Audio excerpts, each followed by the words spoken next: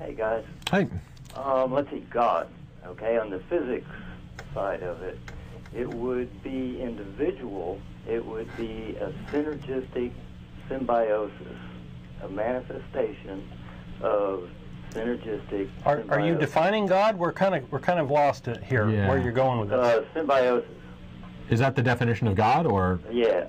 Okay. So symbiosis is where two parts, kind of like work together in order to make, synergism is almost the same thing. Okay. So that if I were to believe in such, and it were to work for me, then that would be the definition of God.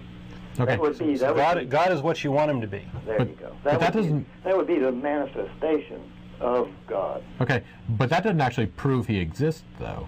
But in the synergism or the symbiosis part, that is proof that the God, as one believes, is real. Well, no, it doesn't. It proves it can So potentially if I believe prove in the lottery, do I become a millionaire? Yeah, I mean. No, but if you win the lottery, no. If you win, Yeah, but that doesn't prove anything. Would that mean You're saying person belief has is created their reality. own God? And I don't think I believe that. Let's just say psychosomatic cures and psychosomatic illnesses. Okay. Psychosomatic illnesses are brought about, however, psychosomatic cures are brought, however. If I were to believe that I'm going to get well, and for some reason or another, you've heard of just miraculous. Well, your attitude affects your health, absolutely. Thank you very much. But that doesn't make God exist if you wish him to exist. But if I individually believe that there is a God, doesn't that make that belief system, doesn't that create that which people call God? No. What people call God. If God is a concept only, then yes. Yeah. We agree. Okay. How People, about that? people typically think of God as being some external being or force outside of themselves. Now, I can agree with you that beliefs, that type of thing, can affect your mood and your health and your well-being and stuff like that. Yes. If you believe that there is a God and He's watching out for you, you may be, a happier person in general. Synergism. Absolutely. Right. That doesn't prove that He actually exists, though. Well, it proves that there's a manifestation of a symbiotic. No, it proves that your mind can alter your state of being. How you feel. Right. Because it's very easy to disprove that. You just have to choose something, ask the God to do something that, and it not happen the first time that happens, that God no longer exists for you. We have a saying, nothing feels like prayer. If you pray to go down Mopac and not have any traffic at 4 o'clock, it's not going to happen, and your God will no longer exist for you. I agree, and that is a problem where people go, I don't believe in God because this didn't work for me, and that's. But I was thinking, as far as just the belief system alone, in that makes it created, and in that creation of my own mind, it is. Okay. But again, that's a very personal thing. To you, the effects of belief are real. Yes, and then multiply that by 100 million. Okay, but then you've got 100 million personal ideas that, God has helped me. Right. But that doesn't mean that there's an actual external being or force out there who's, throwing good juju my way. Right. Okay, now let's go. But if someone's having a solipsist view of the world, it doesn't interact with anyone else's. Okay, let's go 100 million people believing in God, and we all want to believe that the world needs to get better. Okay, as far as higher consciousness goes. Okay. So that if 100 million people start thinking that way, in that belief system of a God, which is an individual belief system, then if that belief affects their actions, then yeah. Then that is, and then let's go to that word, let's go to Jesus, okay? Back then, 2,000 years ago, there was a lot of religious oppression going on. There was the oppression, there was the Sadducees and the Pharisees taking the firstborn child, and you had to buy it back from them. There was buying the dove and buying the goat, buying whatever. But go ahead. Going back to what you were saying, though, assuming that everyone or a large portion of the world believed in God and believed in trying to make the world a better place through religion, for instance, would that make the world a better place? Now, if, as Don said, beliefs translated into actions, and these people did good acts, good, I'll put that in quotes for the moment, then yes, that would make the world a better place. Yes. Now, the problem I see with that is again, one, it doesn't prove that anything's real. It shows that religion can be a good motivating force, which I agree with. Religion makes a lot of people do, good things, or, act on behalf of it. They'll donate money at Christmas to the orphanage and stuff like that. Yes, people do good things. And that's a commandment. Based on religion, and that's fine.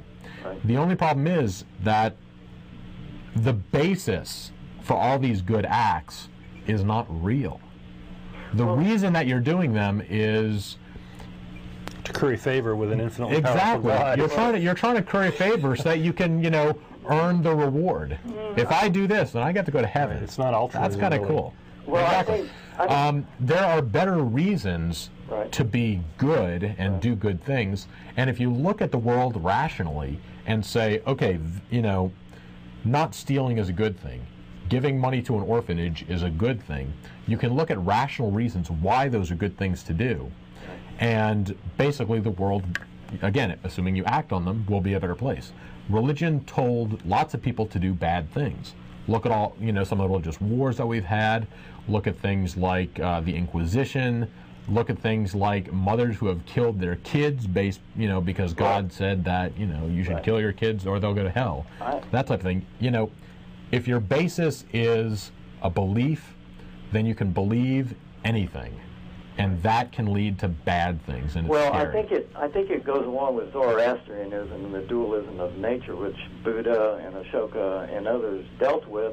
As far as I dropped the good and the bad. There's constructive and less constructive. Okay.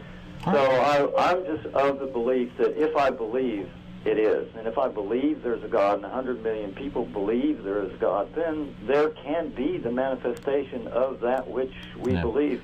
Again, maybe you're couching your words carefully. Right. Again, there can be a manifestation,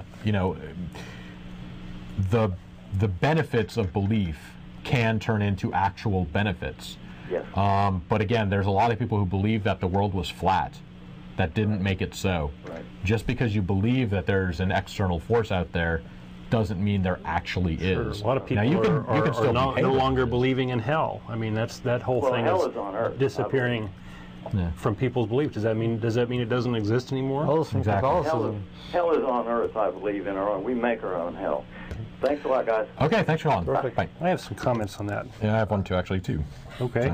And Martin Luther, founder of Protestantism, what harm would it do if a man told a good, strong lie for the sake of the good and the Christian church? A lie out of necessity, a useful lie, a helpful lie. Such lies would not be against God. He would accept them. Yeah. So, this is what I see as this, sort of foundational creed of Christianity. We got, and we see this, the Catholic Church too. I mean, they're big myth makers. I don't know if I'd go as far as calling it a basis of it. I do. But I mean, it's certainly in some of the writings and such that. Well, this if it brings you conservative talk radio. Maybe so. Well, ultimately the means justify the ends. If it brings you closer to God, then it's a good thing. Even if it is a complete fabrication and a lie, if it brings you closer to God, then it's a good thing. That was the mindset of the early Christians. Is like, let's pull in all these stories because people believe them, because it will get us more followers. To hell with the truth. Yeah. And actually, my point, he was talking about, be careful, East versus Western Christians, that type of thing, the Orthodox versus non-Orthodox. There's only 100 million deviations, right? I mean, I can understand that if you're starting to get down to the nitty-gritty details of it, but when you're looking at the basis of there was a God who condemned all of humankind to original sin, right? For you putting deserve to be there. tortured. It's all-knowing, all-powerful, all-loving God condemned all of mankind for something that most of them had done nothing about. Right. I have not done anything. Hell with personal responsibility. Exactly. I have not done anything so bad that deserves eternal torment.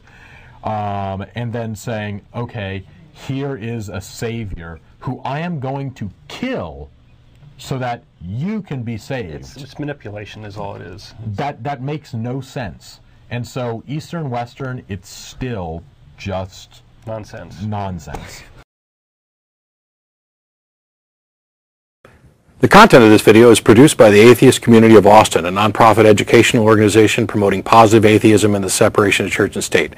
If you enjoyed this content and are willing and able to provide a donation, please visit the website below.